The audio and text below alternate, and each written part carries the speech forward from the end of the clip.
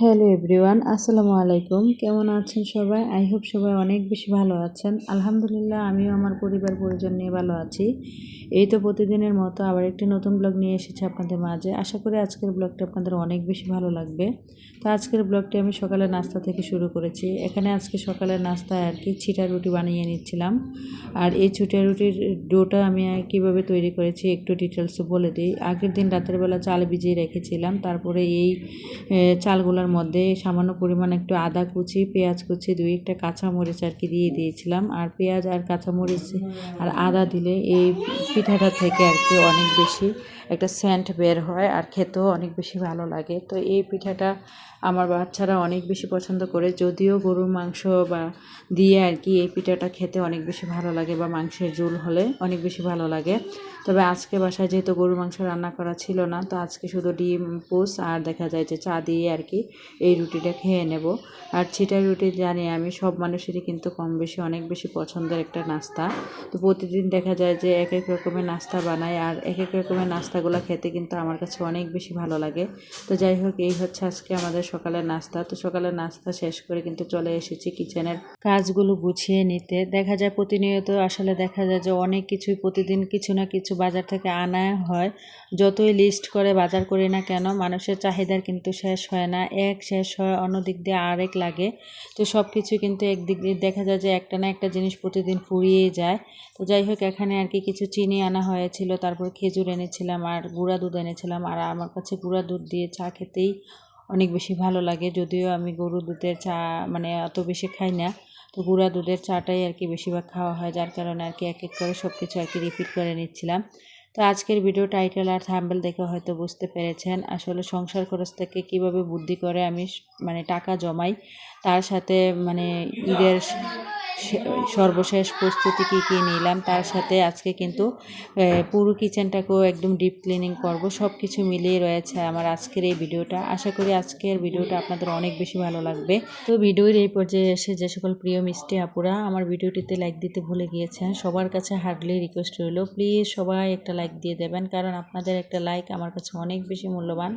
আমার এই ভিডিওটাকে আরও কয়েকজনের কাছে পৌঁছে দিতে অনেক বেশি সাহায্য করবে। বর্তমানে কিন্তু ইউটিউবে যেই ভিডিও দেই না কেন, ভিডিওতে কোনো প্রকার ভিউজ হচ্ছে না, আর মনটা অনেক বেশি খারাপ। দীর্ঘ অনেকগুলো ভিডিওতে মোটেই একদমই ভিউজ নেই। তারপরে এত কষ্ট করে একটা ভিডিও বানানো, বিভিন্ন জায়গা থেকে ক্লিপ নিয়ে ভিডিও এডিটিং করা, ভয়েস দেয়া। ভিডিও সবচেয়ে বেশি কষ্টের কাজ হচ্ছে ভিডিওতে ভয়েস দেয়া। কেটে কেটে অনেক সময় ভয়েস দিতে হয়। এত কষ্ট করে ভিডিও বানানোর পরও যদি ভিডিওতে ভিউজ না হয়, তাহলে বলেন মনটা খারাপ লাগবে না কি ভালো লাগবে? আজ ইদানিং কয়েকটা দিন যাবৎ মানে অনেক বেশি খারাপ লাগে আর কি। তারপরও কি করব, ইউটিউবে কিন্তু রুলস মেনে কাজ করতে হয়। তারপরও কিন্তু লেগে আছি ইউটিউবে, জানি না এখান থেকে কোনো ফলাফল পাবো কি না পাবো। তো যাই হোক, সকালে নাস্তা খেয়ে কিচেনের হালকা কিছু কাজ গুছিয়ে নিয়ে তারপর আবার দুপুরে রান্নাটাও করে নিচ্ছিলাম, কারণ আজকে যেহেতু কিচেনটাকে ডিপ ক্লিনিং করব, তো যার কারণে আর কি বুদ্ধি করে সকালবেলায় যদি রান্নাগুলো করে রাখি, তাহলে কিন্তু রান্নার পর থেকে আর কি আমি কিচেনের ডিপ ক্লিনিং কাজগুলো শুরু করব। তো যাই হোক, তো এখানে আর কি আজকে ডাঁটা দিয়ে মাছ দিয়ে রান্না করেছি, আর ডাঁটার যে শাকগুলো হয় ওইগুলোকে এখানে আর কি একটু শাক ভাজা করে নিচ্ছি। আর শাক সবজি কিন্তু আমার কাছে অনেক বেশি ভালো লাগে, যদিও মাছ মাংস কিন্তু আসলে মানে অত বেশি ভালো লাগে না। যে কোনো ধরনের শাক সবজি আমার মানে অনেক বেশি পছন্দের। সবসময় চেষ্টা করি শাক সবজি খাওয়ার জন্য। আর শাক সবজি কিন্তু আমাদের শরীরের জন্য অনেক বেশি উপকারী, যদিও এখন বর্তমান সময়ে সব কিছুতে ফরমালিন, কোনো কিছুতেই কিন্তু আসলে ফরমালিন ছাড়া হয় না। তো যাই হোক, এখানে কিন্তু রান্নাবান্না শেষ করে চলে এসেছি ঈদের সর্বশেষ প্রস্তুতি নেওয়ার জন্য। দেখা যায় যে ঈদের সময় সব ধরনের মশলা গুঁড়া করতে হয়। তো এখানে কিছু বাদাম এনেছিলাম, আর বাদামটা আমার অনেক বেশি পছন্দের। সেমাইয়ের মধ্যে আমি এই বাদামটা ব্যবহার করি, তো যার কারণে আর কি বাদামগুলো ভেজে নিচ্ছি। আর এখানে মানে হাফ কেজি আর কি আধা কেজির জিরা নিয়ে এসেছিলাম, জিরাগুলো আর কি এখানে টেলে নিচ্ছিলাম। আসলে ঈদ তো চলে এসেছে মাত্র আর একদিন পরেই কিন্তু ঈদ। আজ এখন পর্যন্ত যদি ঈদের শেষ মুহূর্তে প্রস্তুতিগুলো না নেই, আর কিন্তু সময় পাবো না, যার কারণে আজকে আর কি ভাবলাম যে আজকে আর মাত্র যেহেতু এক একটা দিন বাকি আছে। আর আমি অনেক বেশি অসুস্থ, আমার প্রেশার একদম লো হয়ে গিয়েছে। আজ 3 দিন যাবৎ বিছানা থেকে উঠতে পারছি না, মানে এত বেশি শরীর খারাপ, মাথা প্রচণ্ড, মাথা ফুল মাথা, মানে পেছন দিক থেকে শুরু করে সামনের দিক পর্যন্ত আর কি অনেক বেশি ব্যথা করছে, যার কারণে আর কি এবারের ঈদের প্রস্তুতিটা নিতে আমার অনেক বেশি দেরি হয়ে যাচ্ছে। তো যদিও ফ্রিজটা পরিষ্কার করেছিলাম, তো ওইটা আর আপনাদের মাঝে শেয়ার করিনি, কারণ হালকাভাবে পরিষ্কার করেছি। যদিও ফ্রিজের মধ্যে অনেক কিছু আছে, তো 2টা তাক একদমই আর কি পরিষ্কার করে নিয়েছি, খালি করে নিয়েছি, যেহেতু মাংস কিন্তু ঈদের মধ্যে বেশি আনা হবে। আর এক তাকের মধ্যে আমার প্রয়োজনীয় যা কিছু ছিল, মুরগি, মাংস, এগুলাই রয়েছে আর কি। তো যার কারণে আর কি আর ফ্রিজটা দেখালাম না। এত অসুস্থতার মধ্যেও কিন্তু একা হাতে সংসারের কাজগুলো গুছিয়ে নিচ্ছি। তো যাই হোক, কীভাবে আমি সংসার খরচ থেকে টাকা বাঁচাই সেগুলোই আর কি এখন আপনাদের মাঝে শেয়ার করব। দেখেন, আমরা যেহেতু মধ্যবিত্ত ফ্যামিলিতে যারা আমরা বিলং করি, সব দিক ভেবে চিন্তে হিসেব করেই কিন্তু সংসারটাকে আমাদের চালাতে হয়। তো সংসারটা চালাতে হলে একজন অবশ্যই বুদ্ধিমতী গৃহিণীর প্রয়োজন হয়। আর সবাই চেষ্টা করি কম বেশি সংসারটাকে বাঁচিয়ে, সংসার খরচ থেকে টাকা বাঁচিয়ে কীভাবে টাকা জমাবো, সবাই কিন্তু একটু হলেও চেষ্টা করি। তা আমি কিভাবে আমার সংসার খরচ থেকে টাকা বাঁচাই সেগুলোই আর কি আজকে আপনাদের মাঝে শেয়ার করছি। তো আসলে আমি যেহেতু মধ্যবিত্ত ফ্যামিলির বউ, তো আমি কিন্তু সব দিক ভেবে চিন্তে হিসেব করে কিন্তু আমার সংসারটাকে চালাতে হয়। তো আমি যেহেতু এখন যেহেতু ঈদ চলে এসেছে, আর সবার সংসারেই জানেন যে কম বেশি অনেক বেশি কাজ থাকে। তো এই কাজগুলো যদি আমরা হেল্পিং খালা দিয়ে কাজ করাতে যাই, দেখা গিয়েছে একটা বাসা বাড়ি পরিষ্কার করানো থেকে শুরু করে পুরো বাসা ডিপ ক্লিনিং করা, তারপরে দেখা গিয়েছে কিচেন ডিপ ক্লিনিং করা, ওয়াশরুম পরিষ্কার করা, মশলার কাজ গোছানো, ফ্রিজ পরিষ্কার করা, সব কিছু মিলিয়ে কিন্তু অনেক বেশি কষ্টসাধ্য হয়ে যায়। তো অনেকে আছে ছোট বেবি থাকে, যার কারণে দেখা যায় যে একা হাতে কাজগুলো করতে পারেন না। তো আমার যেহেতু মেয়েটা অনেকটাই বড় হয়ে গিয়েছে, আমার মেয়ের 3 বছর চলে, তো আমার বাসায় কিন্তু আর ছোট বেবি নেই, যার কারণে আমার সংসারের কাজগুলো আমি বুদ্ধি করে কিন্তু নিজের সংসারের কাজগুলো নিজেই করি। যতই অসুস্থ থাকি না কেন, তারপরেও কিন্তু নিজের সংসারের কাজগুলো প্রতিনিয়ত নিজেই করে যাচ্ছি। আগের ভিডিওতে হয়তো দেখেছেন আমি কিন্তু আমার বাসার সব কিছু পরিষ্কার করেছিলাম। তো আজকে আর কি যে ঈদের মশলা থেকে শুরু করে পুরো কিচেন পরিষ্কার করা থেকে শুরু করে ফ্রিজ পরিষ্কার করা, তারপরে দেখা যায় যে আদা রসুন সব কিছু মানে আমার একা হাতেই করতে হবে। তো এগুলো যদি আমি হেল্পিং হ্যান্ড খালাকে দিয়ে কাজ করাতে যেতাম, দেখা যায় যে আমি যদি ঘর মোছাতে যাই তাও কিন্তু হেল্পিং হ্যান্ড খালাকে আলাদাভাবে টাকা দিতে হয়। যদি দেখা যায় কাপড় ধোয়াতে যায় তাও কিন্তু হেল্পিং হ্যান্ড খালাকে আলাদাভাবে টাকা দিতে হয়। কিচেনটা যদি খালাকে দিয়ে পরিষ্কার করাতাম তাও কিন্তু তাকে আমার আলাদাভাবে টাকা দিতে হতো। তা আমি বুদ্ধি করে আমার সংসারের কাজগুলো ভালোবাসা থেকে, ভালো লাগা থেকেই কিন্তু করে থাকি। আসলে নিজের সংসারের কাজগুলো করলে কখনো কিন্তু ছোট হয় না। নিজের সংসারের কাজগুলো যদি আমরা প্রতিনিয়ত নিজেরাই করে থাকি বা করি, দেখা যায় যে যদি এগুলো হেল্পিং হ্যান্ড খালাকে দিয়ে করাতে যেতাম তাহলে কিন্তু আমাদের অনেকগুলো টাকা চলে যেত। তো এই যে আমি যে আমার সংসারের কাজগুলো প্রতিনিয়ত একা হাতে করে যাই, সেই জন্য আসলে আমাকে কোনো হেল্পিং হ্যান্ড খালাকে টাকা দিতে হয় না। এর মাধ্যমে কিন্তু দেখা যায় যে আমি আমার সংসার খরচটা অনেকটাই কিন্তু বেঁচে যায়। আর এইভাবে করে কিন্তু আমি আমার সংসার খরচ থেকে বুদ্ধি করে টাকা বাঁচাই।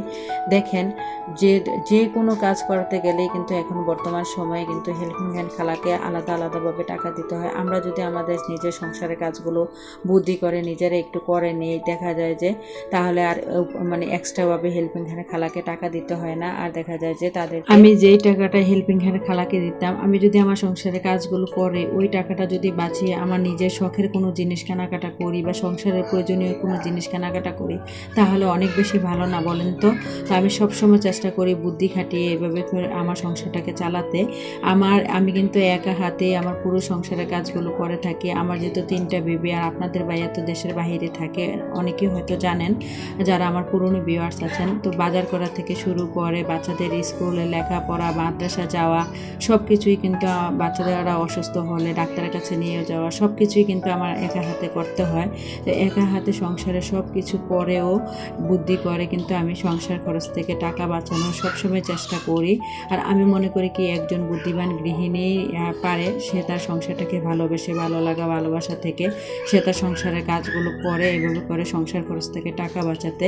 তো যাই হোক, আপনাদের সাথে কথা বলতে বলতে কিন্তু অনেক কথাই বলে ফেললাম। আপনারাও চাইলে আপনাদের সংসারের কাজগুলো নিজেরা করে হেল্পিং হ্যান্ড খালাকে দিয়ে কাজ না করিয়ে নিজের অলসতা দূর করে সংসার খরচ থেকে টাকা বাঁচাতে পারেন। অনেকে আবার বলবেন এত হিসেব করে চলাকে অনেকে আবার বলবেন কৃপণতা। আসলে কৃপণতা না, আমি মনে করি কি ভবিষ্যতের কথা চিন্তা করে হিসেব করে চলে সঞ্চয় করা কেউ কৃপণতা বলে না। আসলে আমরা যেহেতু মধ্যবিত্ত, আমাদের সবসময় টার্গেট রাখতে হবে কিভাবে সংসার খরচ থেকে টাকা বাঁচাবো, কিভাবে সংসার খরচটা কমাবো, বা কিভাবে একটু হিসেব করে বুদ্ধি করে সংসারটাকে কম টাকার মধ্যে অল্প টাকার মধ্যে অল্প বাজেটের মধ্যে চালাবো। তো আমি সবসময় চেষ্টা করি এই রুলসগুলো মেনে চলার জন্য আর কি। তো যাই হোক, আপনাদের সাথে কথা বলতে বলতে কিন্তু এদিকে চলে এসেছিলাম মশলাগুলা গুঁড়া করে কিচেনটাকে আজকে ডিপ ক্লিনিং করব। তো আজকে আবার কিচেনটাকে একটু নতুনভাবেও সাজিয়ে নেব, গুছিয়ে নেব, হয়তো দেখতে পাবেন আগের যে লুক ছিল আজকে কিন্তু অন্য একটা লুক হয়ে যাবে। র্যাকগুলা একদিক থেকে আমি অন্যদিকে সরিয়ে নিয়েছি, তারপরে পুরো কিচেনটাকে আর কি এখন এক এক করে র্যাকগুলা পরিষ্কার করে নিয়েছি। তারপরে দেখা যায় যে কিচেনের যে থাই গ্লাসগুলো এগুলোও পরিষ্কার করব। আর দেখা যায় যে এখন যেহেতু জিলহজ মাস, তো এই মাসে কিন্তু আজকে যেহেতু আরাফার দিন, সবাই কিন্তু কম বেশি রোজা রেখেছেন, নফল রোজা। আগের দিনও কিন্তু একটা নফল রোজা ছিল, আর আজকে কিন্তু আরাফার রোজা। তো সব মিলিয়ে কিন্তু আলহামদুলিল্লাহ আমি কিন্তু সবসময় চেষ্টা করি রোজাগুলো থাকার জন্য। তো আলহামদুলিল্লাহ আজকেও রোজা আছি, জানি না তবে আল্লাহ তাআলা আমার রোজাটা কবুল করবেন কিনা। তা আমার মতো সব আপুরাই আমি জানি অনেক বেশি যতই পরিশ্রম করেন না কেন বা যতই তার সংসারটাকে ভালোবাসেন না কেন, তারপরও মনে হয় আজকেও অনেক আপুরা রোজা রেখেছেন। তো রোজা থেকে এই কাজগুলো করতে কিন্তু আমার অনেক বেশি কষ্ট হচ্ছিল। তারপরও পানি পিপাসাটা অনেকটাই কম লাগছিল, কারণ আজকে কিন্তু বাহিরে অনেক বেশি বৃষ্টি ছিল, বৃষ্টি আছে। তো এক এক করে কিন্তু মশলাগুলো গুছিয়ে নিয়েছি, তারপরে কিচেনটাকেও পরিষ্কার করেছি। শুধুমাত্র ফ্রিজটাও কিন্তু অফ ক্যামেরাতেই আজকে পরিষ্কার করে নিয়েছিলাম। শুধুমাত্র বাকি রয়েছে আদা আর রসুনগুলো ব্লেন্ড করা। তো আদা রসুনগুলো আমি আগে থেকে ব্লেন্ড করতে চাই না, কারণ কালকে যেহেতু ঈদ, দেখা যায় যে আজকে রাতেও কিন্তু আদা রসুনগুলো ব্লেন্ড করে আমি নর্মাল ফ্রিজে রেখে দেবো। আর আগে থেকে মশলা করে রাখলে আমি মনে করি মশলার ওই স্বাদটা আর পাওয়া যায় না। যেহেতু ঈদ আর কুরবানিকে ঘিরে যেহেতু মশলাগুলো করব, তো আগের দিন আজকে রাতের বেলায় যদি আদা রসুনটা ব্লেন্ড করে রাখি, দেখা যায় যে পরের দিন সকালবেলা কাজটা অনেক বেশি সহজ হয়ে যাবে। তো যার কারণে আর কি আজকে রাতেই কিন্তু আমি বুদ্ধি করে আদা আর রসুনটা আর কি শুধুমাত্র ব্লেন্ড করে নেব। আর সব কিছুই কিন্তু করা হয়ে গিয়েছে। তো এক এক করে আপনাদের সাথে কিন্তু পুরো কিচেনটাকে পরিষ্কার করে নিচ্ছি, সেগুলো আর কি শেয়ার করছি। আর আমি যেহেতু ভাড়া বাসায় থাকি, আসলে ভাড়া বাসায় থাকলে দেখা যায় সব কিছু কিন্তু মনের মতো করা যায় না। স্বাদ ও সাধ্য থাকলেও ইচ্ছে মতো কিন্তু সাজানো গোছানো যায় না। আর ভাড়া বাসার ছোট্ট কিচেনগুলো কিন্তু অনেক বেশি ছোট হয়, চাইলেও যে মনের মতো করে সাজিয়ে গুছিয়ে নেব বা নিজের মতো করে নিজের পছন্দ মতো জানি সব কিছু গুছিয়ে রাখবো, তাও কিন্তু পারি না। আর আমি আজকে যে ভিডিওতে ভয়েস দিচ্ছিলাম, বাহিরে অনেক বেশি বৃষ্টি হচ্ছিল, আকাশ ডাকছিল, আর আমার বাচ্চারা কিন্তু ঘরের ভিতরে খেলা করছিল, তো অনেক বেশি নয়েজ আসছিল। প্লিজ সবাই কিন্তু একটু ক্ষমা সুন্দর দৃষ্টিতে দেখবেন। আসলে দেখা যায় যে বাচ্চা মানুষ, বাহিরেও বৃষ্টি হচ্ছে, আর এখন তো সব বাচ্চাদের স্কুল মাদ্রাসা বন্ধ, যার কারণে ওরা বাসায় ছিল আর কি। তো অনেক বেশি ওরা যে খেলা করছিল অন্য রুমে, তো আমি ভিডিওতে ভয়েস দিচ্ছিলাম অন্য রুমে আর কি দিনের বেলা, যার কারণে ভিডিওতে অনেক ভয়েস আসছিল বা নয়েজ আসছিল। প্লিজ সবাই একটু ক্ষমা সুন্দর দৃষ্টিতে দেখবেন। তো যাই হোক, এক এক করে কিন্তু আমি কিচেনে সব কিছু পরিষ্কার করে নিচ্ছি, যদিও এগুলা কিন্তু আমার আগে থেকে করা উচিত ছিল। তো যেহেতু আজকে কয়েকদিন যাবত আমার শরীরটা অনেক বেশি খারাপ আর রোজাও থাকছি, যার কারণে আর কি আমার অনেকগুলা ভাঙতি রোজা ছিল, তারপরে আবার এই রোজা নফল রোজা ছিল। তো এইগুলো সবগুলা রোজা করেছি, মোট 9টা রোজা থেকেছি। তো আজকেও কিন্তু রোজা আছি, সব মিলে কিন্তু রোজা থাকার কারণেই নাকি আমি আরও বেশি অসুস্থ হয়ে গিয়েছি, প্রেশার একদম লো হয়ে গিয়েছে। তো সবাই একটু আমার জন্য দোয়া করবেন। তো রোজা থেকেও কিন্তু সংসারের কাজগুলো নিজেই একা হাতে করছি, কি করব। আর হেল্পিং হ্যান্ড খালাকে দিয়ে কাজ করাতে গেলে তো অনেক টাকা দিতে হবে তাদেরকে, যার কারণে আর কি আমি বুদ্ধি করে আমার সংসারের কাজগুলো আমি প্রতিনিয়ত করে থাকি। আসলে নিজের সংসারের কাজগুলো নিজেরা করলে কখনোই কিন্তু ছোট হয় না। আমরা প্রতিটা মেয়ে কিন্তু নিজের সংসারটাকে অনেক বেশি ভালোবাসি, আর ভালোবাসা থেকেই কিন্তু প্রতিনিয়ত নিজের সংসারের কাজগুলো করে থাকি। তো এই যে এই র্যাকটা দেখতে পাচ্ছেন, আরএফএলের র্যাকটাও কিন্তু আমি পরিষ্কার করে নিয়েছি। আর এই যে দেখতে পাচ্ছেন এখানে একটা আপেলের ছড়া না কি বলে, এটা অনেক দিন আগে এনেছিলাম আর কি কিচেনটা একটু সাজানো গোছানোর জন্য। তো আজকে এটা সেট করে দিয়েছি।